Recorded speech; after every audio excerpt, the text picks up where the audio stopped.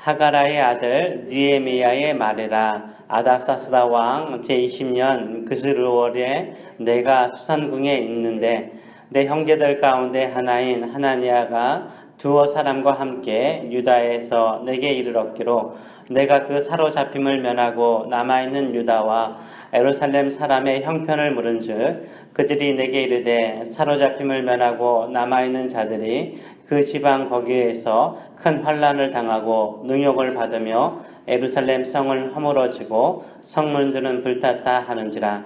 내가 이 말을 듣고 앉아서 울고 수일 동안 슬퍼하며 하늘의 하나님 앞에 금식하며 기도하여 이르되 하늘의 하나님 여호와 크고 두려우신 하나님이여 주를 사랑하고 주의 계명을 지키는 자에게 언약을 지키며 긍휼을 베푸시는 주여 간구하나이다. 아멘.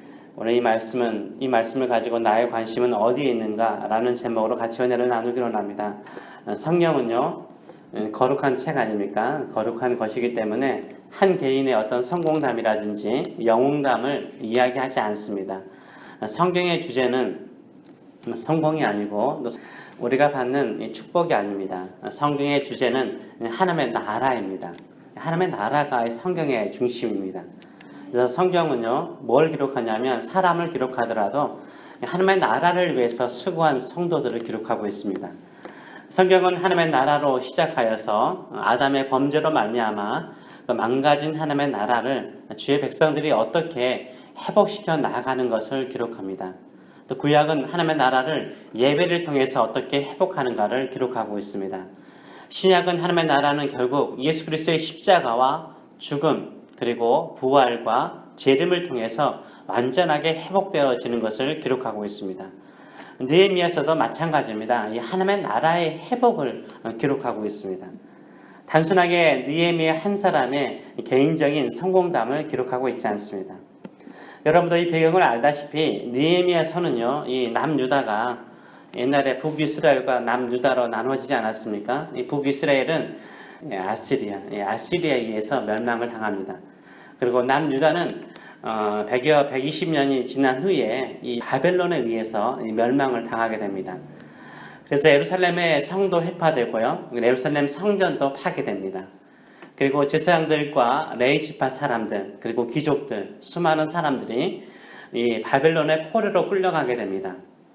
그리고 70년이 지난 후에 바벨론이요, 이 바사라는 이 페르시아라는 나라에 의해서 망하게 됩니다.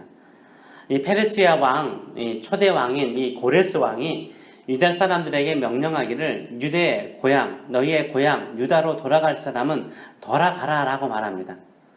그래서 수르바벨을 중심으로 해서 수많은 유대인들이 이 가져갔던 예루살렘 성전의 기명들, 그릇들을 가지고 다시 예루살렘으로 돌아오게 됩니다. 그리고 파괴된 예루살렘 성전을 회복하려고 다시 지으려고 노력을 하죠. 그런데 그 주변에 수많은 민족들이 방해를 합니다. 성전을 짓지 못하도록 계속해서 방해를 하고 공격을 하고 어렵게 만듭니다. 어렵게 이 예루살렘 성전을 회복하게 됩니다. 그러나 포로로 돌아와서 짓는 예루살렘 성전은 솔로몬 왕이 지었던 성전에 비하면 너무나 초라하고 작은 성전이었습니다. 그러나 다시 예루살렘 성전을 지었기 때문에 이 성전을 중심으로 해서 이 레위지파 사람들과 제사장들이 또 주변에 남아있던 사람들이 모여들어서 예배를 드리기 시작합니다. 예배의 회복이 있었죠. 그러나 예루살렘 성전이 회복되었지만 예루살렘 성은 아직도 파괴가 되었습니다. 그래서 적들의 주변 민족들의 공격에 속수무책으로 당하는, 또 포로로 끌려가거나 모아놨던 재산들을 잃어버리는 어려움을 겪게 됩니다. 우리 요한계시록에서 민족의 이름이 나오는데 특별히 한 민족이 나옵니다. 이 마곡이라는 민족이 나오죠. 마곡이라는 민족, 그 마곡의 왕이 누굽니까? 곡이라는 사람이잖아요. 이 곡과 마곡이 이 사단의 대표적인 민족으로 나타납니다. 즉 예루살렘 성전을 중건하고 예배를 드리고 하나님을 진심으로 섬기고자 할 때 이 마곡이라는 자기의 민족을 이끌고 와서 예루살렘 성전이 회파됐기 때문에 방비가 안 되잖아요. 들어와서 수많은 사람들을 죽이고 포로로 끌고 가는 이런 비참한 이런 역사의 기록이 있습니다. 그래서 이 곡과 마곡은 완전히 적들입니다. 특별히 예배를 드리고 하나님의 나라를 회복하고자 하는 사람들에게는 아주 치명적으로 약점을 공격해서 공격이 오는 아주 사단적인 민족이기 때문에 요한계시록에도 기록하고 있습니다. 그래서 이 예루살렘에 돌아왔던 사람들은 어떤 사람이라면 성전을 회복하고 그리고 예배를 회복하고 하나님의 나라를 다시 한번 중건하고자 하는 마음들이 있었습니다. 느헤미야는요, 바로 그 당시 이런 시대에 이 예루살렘 성전은 회복되었지만 성이 파괴된 상태에서 주의 백성들이 고난과 수치와 모욕을 당하는 시기에 살았던 사람입니다. 느헤미야는요, 공교롭게도 이 바벨론 포로로 끌려갔던 3세대, 우리의 자녀들, 우리의 손주들, 3세대, 4세대 정도의 자녀의 세대예요. 그러니까 느헤미야는요, 이 유다보다는 이 바벨론의 삶에 너무나 익숙한 세대를 말하고 있습니다. 오늘 1절의 말씀을 보게 되면 느헤미야는 어디에 있습니까? 1절의 말씀을 보게 되면 하갈의 아들 느헤미야의 말이라 아닥사스다 왕 제20년 그스리올에 내가 어디에 있었다고요? 수산궁에 있었다라고 말하고 있어요. 수산궁에 있었어요. 궁궐에 있었습니다. 궁궐에서 일하는 관리였습니다. 나중에 보면 알겠지만 술 맡은 관원장이었습니다. 지금도요, 우리가 백악관이라든가 청와대에서 일하는 직원 하면 어떻습니까? 대단한 파워 있는 사람 아니에요? 측근들이잖아요. 왕의 측근이잖아요. 최측근의 사람이었어요.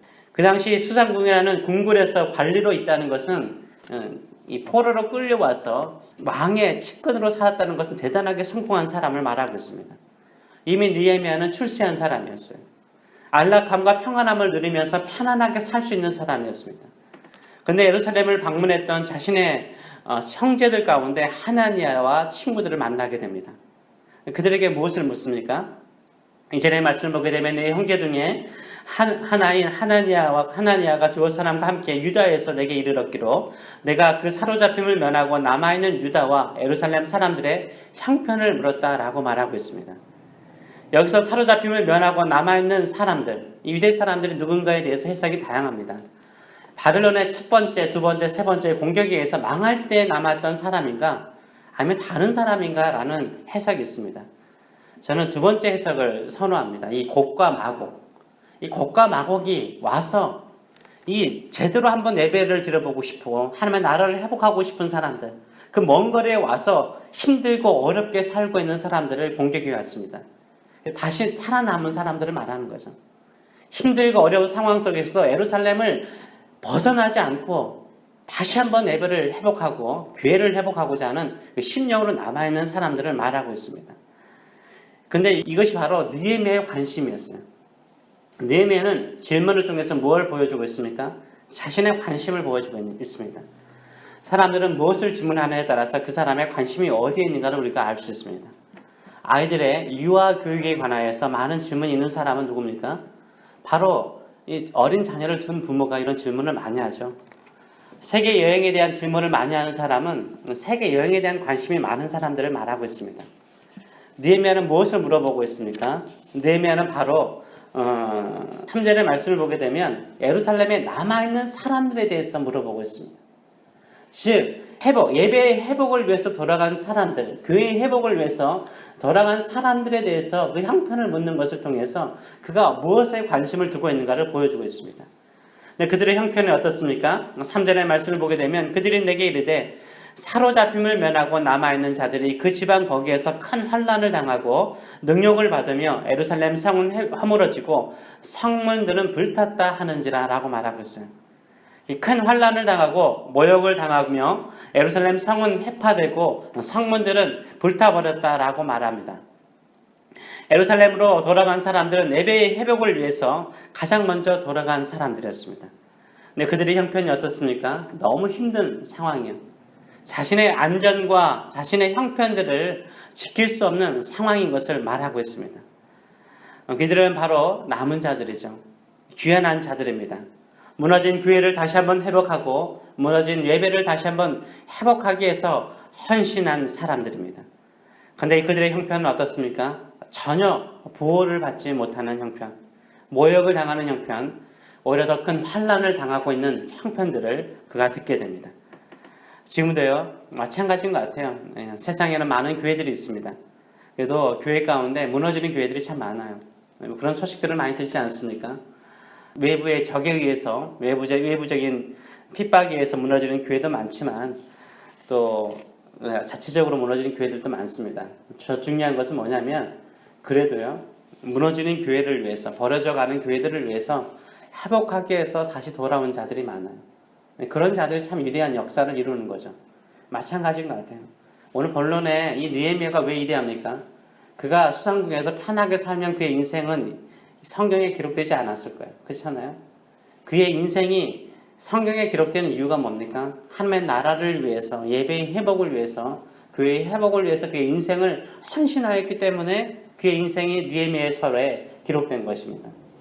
마찬가지죠. 교회가 무너지고 힘들어질 때 편하게 신앙생활 할 수 있어요. 죄송하지만 오해하지 마시기 바랍니다. 실질적으로 그래요. 경제 용어로 부익부, 빈익빈이라는 말이 있잖아요. 그렇잖아요. 부자는 계속해서 부자가 되어가고 가난한 사람은 더 가난해져 가듯이 그것이 이상하게도 교회에도 지금은 적용이 되고 있어요. 그러면 안 되는데 같이 다 부흥해야 되잖아요. 모든 교회가 같이 부흥해야 되잖아요. 다 하나님의 나라를 이루는데. 근데 현재는 메가처치, 대형 교회들은 계속해서 교인들은 늘어나고 있고 작은 교회는 더 작아져서 사라져가는 교회들도 있고 무너져가는 교회들이 있습니다. 이게 어떻게 보면은 별거 아닌 것 같잖아요. 근데 저는 초점을 두는 게 거기에 있습니다. 무너져가고 작아져가는 교회를 위해서 남아서, 그렇잖아요. 큰 교회 가면도 편하게 신앙생활 할 수 있잖아요. 그리고 자신이 섬겼던 그 열정을 가지고 큰 교회 섬기면은 더 인정받을 수 있잖아요. 작은 교회에서 남아서 끝까지 힘들고 어려운 상황 속에서도 교회를 지키고 예배를 회복하고 또 하나님의 나라를 위해서 수고하는 사람들은 하나님이 반드시 기억하신 줄 믿습니다. 근데 느헤미야가 더 위대한 것 중에 하나는 뭡니까? 그는 편안했어요. 그는 성공한 사람이었어요. 모든 것을 다 누리는 사람이었어요. 그 평생을 그렇게 지내면 끝날 수 있었습니다. 근데 그는 자신의 안락함, 자신의 편안함을 버리죠. 그리고 오히려 힘들고 어렵게 남아있으면서 교회를 지키고 예배를 회복하고자 하는 그 사람들과 함께 살고자 그 먼 거리로 오는 모습을 보여주고 있습니다. 이것을 듣고 난 다음에 느헤미야는 힘들구나, 어렵구나 이렇게 한 귀로 듣고 한 귀로 보내지 않아요. 어떻습니까? 4절의 말씀을 보게 되면 그는 눈물로 슬피 울며 기도합니다. 그리고 금식하며 기도해요. 눈물은 무엇을 말합니까? 눈물은 그 사람의 진심을 말하는 거잖아요. 금식은 뭘 말합니까? 금식은 모든 걸 다 비우잖아요. 다 비우는 걸 뭘 말해요? 그러면 이것은 깨끗하게 하는 거예요. 자신을 깨끗하게 하면서 자신에게 채워달라는 거죠. 하나님에 대한 갈망을 말하고 있는 것입니다. 새로운 역사는요, 눈물과 금식을 통해서 이루어지는 줄 믿습니다. 즉 진심과 갈망하는 기도를 통해서 하나님께서 역사하시는 줄 믿습니다. 항상 여러분에게 저희가 감사하는 것은 뭐냐면 다른 교회에서 섬기시면서도요, 여러분들이 오셔서 이 작고 연약한 교회를 섬겨주는 것. 여러분이 바로 느헤미야죠. 여러분이 바로 느헤미야예요. 감사드리고요. 느헤미야 서로들을 통해서 우리 같이 한번 은혜를 받았으면 좋겠습니다. 무너지는 교회, 무너지는 예배를 회복하기 위해서 우리가 함께 느헤미야와 같이 진실된 마음과 갈망하는 심령으로 기도함을 통해서 다시 한번 무너져가는 교회들이 회복되는 역사가 이루어질 수 있도록 기도하시는 저 여러분 되시길 축원합니다. 그 일을 위해서 저와 여러분이 함께 쓰임받기를 축원합니다. 기도하겠습니다.